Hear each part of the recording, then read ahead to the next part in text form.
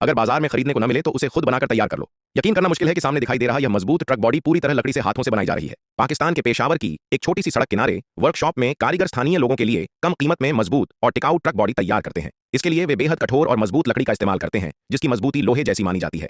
हाथ से बनी होने के बावजूद इसकी गुणवत्ता इतनी अच्छी होती है कि इसकी मांग हमेशा बनी रहती है और वर्कशॉप को लगातार काम मिलता रहता है। निर्माण की शुरुआत में कारीगर सबसे पहले फ्रेम पर हल्के घुमाव वाली एक लंबी लकड़ी रखते हैं, फिर दूसरी लकड़ी को उसके समानांतर फिट करके दोनों सिरों को बराबर करते हैं। इसके बाद ऊपर छेद करके बोल्ट लगाए जाते हैं ताकि पूरी संरचना अपनी जगह मजबूती से टिक जाए। अब दोनों तरफ सीधी रेखाएं खींची जाती हैं। इन निशानों की मदद से बाकी लकड़ियों की सही दूरी तय की जाती है, जिससे पूरे ढांचे की मजबूती हर जगह समान बनी रहे। साथ ही यह भी जांचा जाता है कि सभी लकड़ियां एक ही स्तर पर लगी हों। जब माप पूरी तरह सही हो जाता है तब बाकी लकड़ियों को भी बोल्टों की मदद से फ्रेम पर कस दिया जाता है।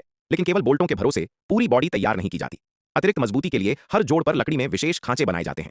इन खांचों में लकड़ी के टुकड़े और मजबूत फास्टनर लगाकर पूरी संरचना को और अधिक ठोस बना दिया जाता है। इस तरह ट्रक बॉडी का मुख्य ढांचा तैयार हो जाता है। अब बारी आती है फर्श लगाने की। फर्श को 2 परतों में बनाया जाता है। सबसे पहले मोटी लकड़ी के तख्तों को एक दूसरे से बिल्कुल सटाकर लगाया जाता है और मजबूती से कस दिया जाता है।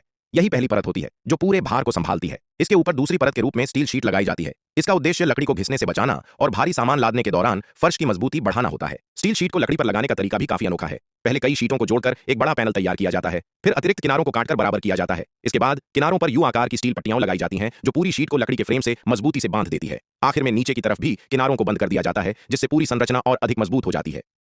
अब केवल आगे और पीछे का हिस्सा बनाना बाकी रह जाता है। इसके लिए कारीगर छोटे छोटे यू आकार के स्टील फ्रेम तैयार करते हैं और उन्हें ट्रक बॉडी के आगे तथा पीछे वेल्ड कर देते हैं। फिर इन पर स्टील प्लेटें लगाकर पूरी बॉडी को अंतिम रूप दिया जाता है। सभी वेल्डिंग का काम पूरा होने के बाद पूरी ट्रक बॉडी पर प्राइमर और पेंट किया जाता है, जिससे वह जंग और मौसम के प्रभाव से सुरक्षित रहे। कुछ ही समय पहले तक अलग अलग लकड़ियों और स्टील प्लेटों का ढेर अब एक मजबूत, आकर्षक और पूरी तरह तैयार ट्रक बॉडी में बदल चुका है। ऐसे में सवाल यही है, क्या आपको लगता है कि लकड़ी से बनी यह ट्रक बॉडी भारी सामान ढोने के लिए पर्याप्त मजबूत है?